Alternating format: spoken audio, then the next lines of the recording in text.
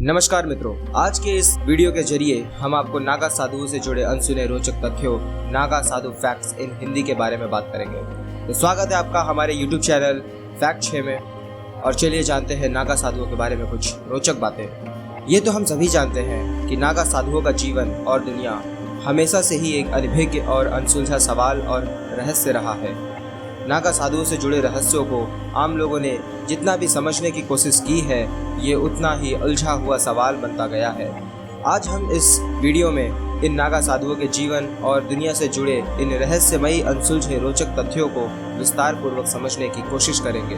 भारत देश में ऐसे 13 अखाड़े माने जाते हैं जहाँ किसी भी स्त्री और पुरुष को नागा साधु बनने की शिक्षा दी जाती है। नागा साधु बनने के लिए किसी भी स्त्री और पुरुष को इनसे संबंधित अखाड़ों में ब्रह्मचर्य की परीक्षा देनी पड़ती है, जिसमें 6 माह से 12 वर्ष तक का समय लग सकता है। भारत में अब तक दूसरे देशों से आई कई स्त्रियों ने नागा साधु की दीक्षा लेने में बहुत रुचि दिखाई है।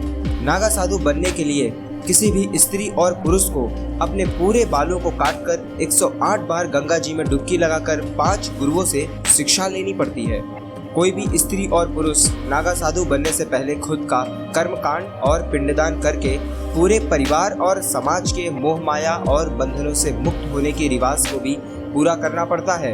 नागा साधु हमेशा से ही एकांतवास, पूरे समाज और दुनिया से अलग रहते हैं और सिर्फ वार्षिक कुंभ के मेले में स्नान करने के लिए नजर आते हैं और फिर बड़े ही रहस्यमयी तरीके से आम लोगों की नजरों से वह रातों रात वहां से गायब हो जाते हैं।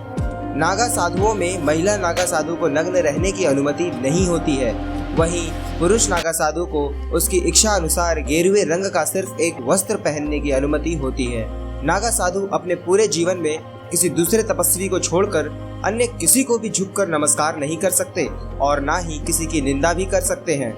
नागा साधु दिन में सिर्फ एक बार खाना खाते हैं, जिसके लिए यदि वो चाहे तो कुल किसी भी 7 घरों से भिक्षा मांग सकते हैं। नागा साधु जीवन भर जमीन पर सोते हैं और किसी भी खटिया, चारपाई या गद्दी का उपयोग अपने सोने के लिए नहीं कर सकते हैं। किसी भी महिला को नागा साधु बनाने का कार्य आचार्य महामंडलेश्वर का होता है और इनके समाज में सभी पुरुष नागा साधु किसी भी महिला नागा साधु को सम्मान पूर्वक माता कहकर बुलाते हैं। सभी नागा साधुओं की शिक्षा किसी योद्धा की तरह होती है, जिसके कारण वो पारंपरिक युद्ध कला में माहिर होते हैं और हमेशा अपने साथ तलवार, फरसा या त्रिशूल लेकर चलते हैं। हर एक नागा साधुओं के लिए कुछ नियमों का पालन करना हमेशा अनिवार्य होता है, जैसे कि रोज सुबह स्नान के बाद सबसे पहले शरीर पर भस्म और रुद्राक्ष धारण करना, माथे पर एक जैसा ही तिलक लगाना, अपने पास एक चिमटा हमेशा रखना, जो कि उनके व्यक्तित्व का एक अहम हिस्सा होता है।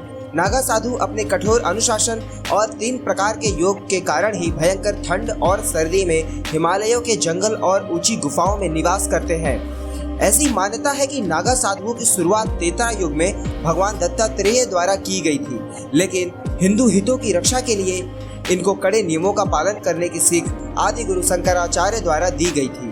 दोस्तों, हमने आज जाना बहुत सारे रोचक तथ्य नागा साधुओं के बारे में। आगे ऐसे ही और अमेजिंग फैक्ट्स हिंदी में जानने के लिए हमारे चैनल को लाइक करें, सब्सक्राइब करें और यदि ये फैक्ट आपको अच्छे लगे हों तो कृपया इसे कमेंट करना ना भूलें और शेयर करें।